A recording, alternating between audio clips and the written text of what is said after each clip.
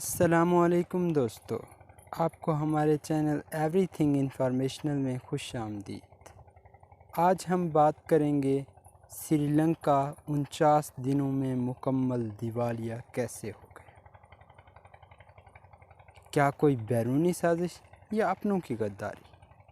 اسباب، وجوہات اور تمام حقائق جانتے ہیں ہم اس ویڈیو میں، لیکن آگے بڑھنے سے پہلے آپ سب سے گزارش ہے کہ آپ نے ابھی تک اگر ہمارا چینل سبسکرائب نہیں کیا تو جلدی سے چینل سبسکرائب کر دیں اور بیل آئیکن پریس کر دیں۔ Thank you. مہاتما بدھ کا پسندیدہ ملک سری لنکا 49 دنوں میں مکمل دیوالیہ ہو گیا۔ فروری 2022 کو پہلا خوفناک ایشو پیدا ہوا تھا۔ کولمبو پورٹ پر آئل کیریئر 40,000 ٹن فیول لے کر پہنچا۔ بینک آف سیلون، جو کہ سری لنکا کا اسٹیٹ اونڈ بینک ہے، نے پیٹرول کی پیمنٹ کرنی تھی، لیکن بینک کے پاس ڈالرز ختم ہو گئے تھے۔ وزیر خزانہ سے رابطہ کیا گیا، لیکن وزیر خزانہ نے اسٹیٹ بینک سے بات کی، لیکن اس کے پاس صرف 2 ارب 30 کروڑ ڈالر تھے، اور وہ بھی کرنسی کی شکل میں نہیں تھے، لہٰذا سری لنکا پیٹرول نہ خرید سکا اور جہاز پیٹرول سمیت انڈیا روانہ ہو گیا۔ یہ سری لنکا کے دیوالیہ پن کا سٹارٹ تھا، اور پھر دیکھتے ہی دیکھتے مہاتما بدھ کا پسندیدہ ملک 49 دنوں میں مکمل دیوالیہ ہو گیا۔ سری لنکا نے 12 اپریل کو خود کو دیوالیہ ڈکلیئر کر دیا۔ ہم نے دیوالیہ کا صرف لفظ سنا ہے، ہم اس کے نتائج اور رد عمل سے بالکل واقف نہیں ہیں۔ میں لوگوں کو اکثر یہ کہتے ہوئے سنتا ہوں کہ ہم اگر دیوالیہ ہو بھی گئے تو کیا فرق پڑتا ہے۔ سری لنکا میں بھی ایسے لاکھوں لوگ تھے، یہ بھی حکومت کو کہتے تھے ہم اگر دیوالیہ ہو بھی گئے تو کیا فرق پڑتا ہے، لیکن آج سب سے زیادہ لوگ یہی رو رہے ہیں۔ سڑکوں پر مظاہرے ہو رہے ہیں، سرکاری دفتروں اور اہلکاروں کو نشانہ بنایا جا رہا ہے، مگر یہ اہلکار اور سرکاری محکمے اب کیا کر سکتے ہیں؟ پورا ملک اس وقت ٹوٹی ہوئی کشتی کی طرح سمندر میں ہچکولے کھا رہا ہے، اور پوری دنیا میں اسے بچانے اور سہارا دینے والا کوئی شخص موجود نہیں۔ آپ اگر دیوالیہ پن کو سمجھنا چاہتے ہیں تو آپ چند مثالیں دیکھ لیں۔ سری لنکا کو 3000 میگا واٹ بجلی چاہیے ہوتی ہے، جبکہ بجلی پیدا کرنے کی صلاحیت 4000 میگا واٹ ہے، لیکن 80% بجلی تھرمل پاور پلانٹ سے پیدا ہوتی ہے، اور یہ پلانٹس ڈیزل، فرنس آئل اور کوئلے پر چلتے ہیں۔ ان کے لیے ڈالرز چاہیے، اور سری لنکا کے پاس ڈالرز نہیں ہیں، لہٰذا پاور پلانٹس بند ہیں، اور نتیجے میں ملک میں روزانہ 7.5 گھنٹے لوڈ شیڈنگ ہوتی ہے۔ صبح 8 بجے سے 1 بجے اور شام 6 بجے سے 8:30 بجے تک پورے ملک میں بجلی نہیں ہوتی، اور لوڈ شیڈنگ کی وجہ سے ٹیلی ویژن، موبائل فون سروسز، دفتر، اسکول، اسپتال، ریسٹورنٹس، چائے خانے اور ہوٹل بند ہو جاتے ہیں۔ یہ پڑھ کر ہمارے ذہن میں سوال آئے گا، یہ ادارے اپنے جنریٹرز کیوں نہیں چلا لیتے؟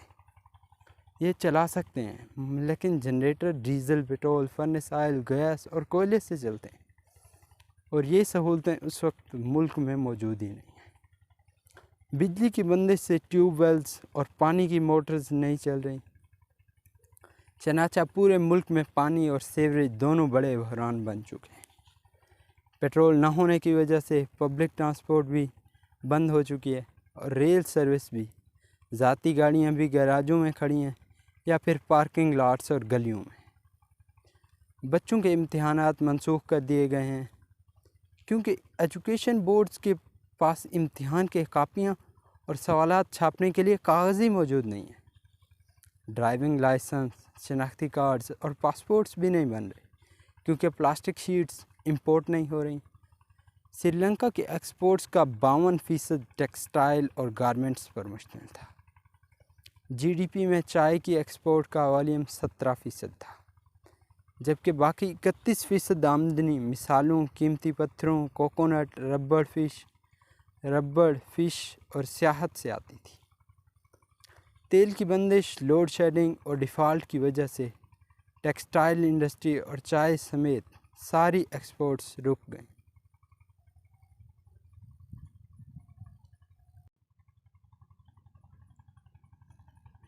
فلائٹس بھی بند ہوئیں تو سیاحت کی انڈسٹری بھی دم توڑ گئی۔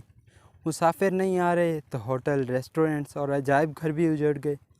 پاکستان کی طرح سری لنکا کے مالیاتی ذخائر کا بڑا سورس بھی تارکین وطن ہے۔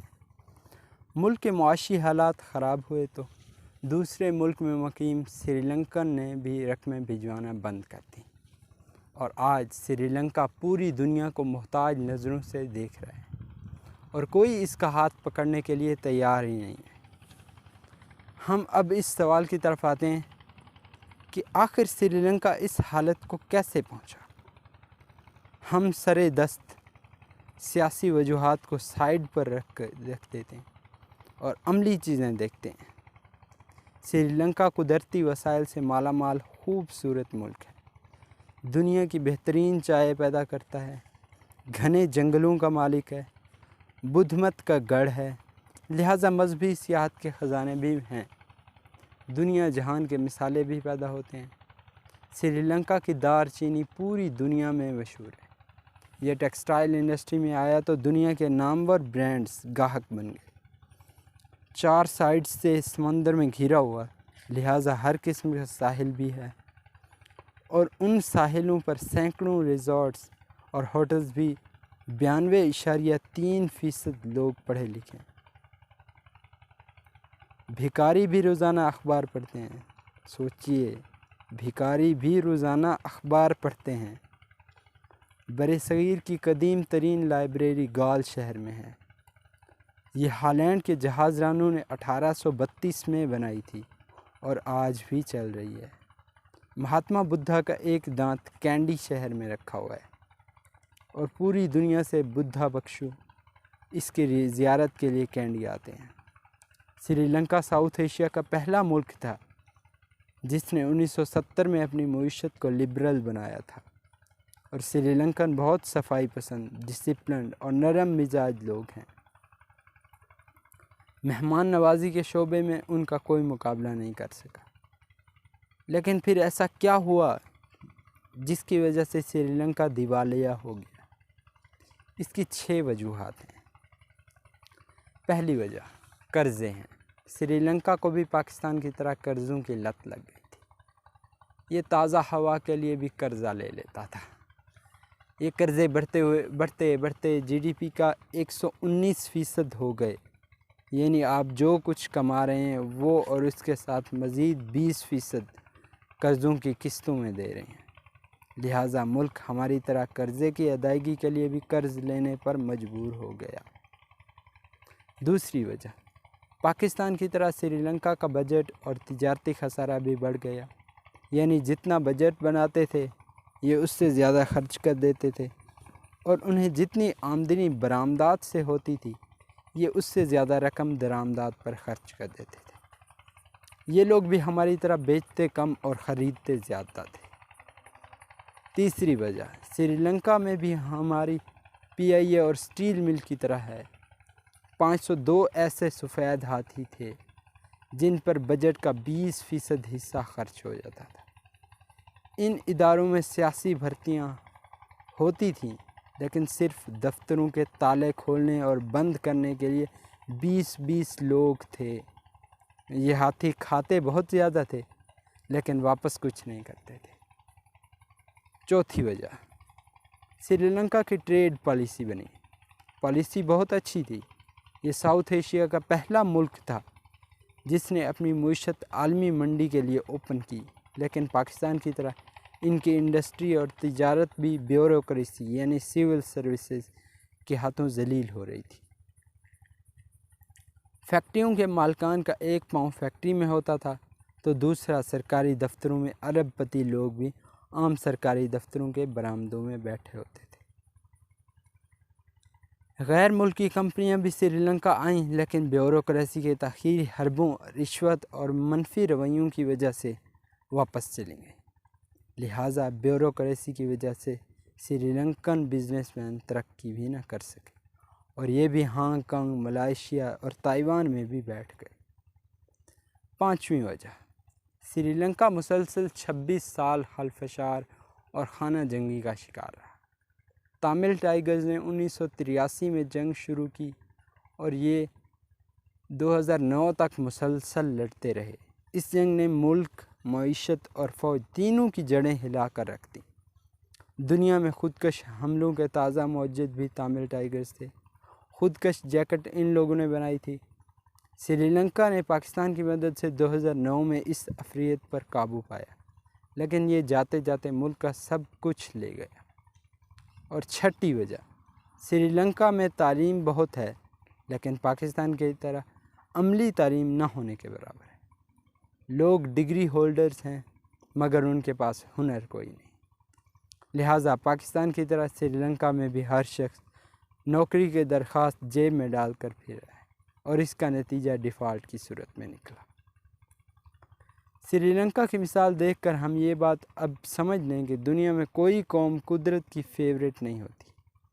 بنی اسرائیل اللہ تعالیٰ کی محبوب ترین قوم تھی، لیکن اس نے جب قدرت کے سسٹم کی خلاف ورزی کی تو وہ بھی ہزاروں سال ذلیل و خوار ہوتی رہی۔ ہم مسلمان بھی کئی 100 سال سے خوار خراب ہو رہے ہیں۔ کیوں؟ کیونکہ ہم بھی نیچر کے سسٹم سے الٹ چل رہے ہیں۔ لہٰذا یہ یاد رکھیں، اگر اللہ تعالیٰ نے 22 ملین سری لنکن کی کوئی مدد نہیں کی تو جذباتی و بخاراتی شعلہ بیاں تصوراتی ہیروز کی پوجا کرنے والے نالائکی، سستی اور نااہلی کے مارے 250 ملین سے زائد پاکستانیوں کے لیے بھی کوئی غیبی امداد نہیں آئے گی۔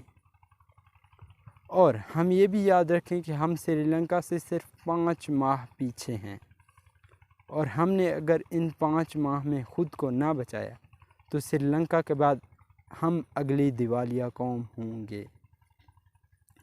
ہم اگر خدا نخواستہ اس گڑھے میں گر گئے تو پھر ہمیں باہر نکلنے کے لیے پہلی قیمت گوادر اور ایٹمی پروگرام کی شکل میں ادا کرنی پڑے گی، اور اس کے بعد دوسری، تیسری اور چوتھی قیمتیں بھی موجود ہیں۔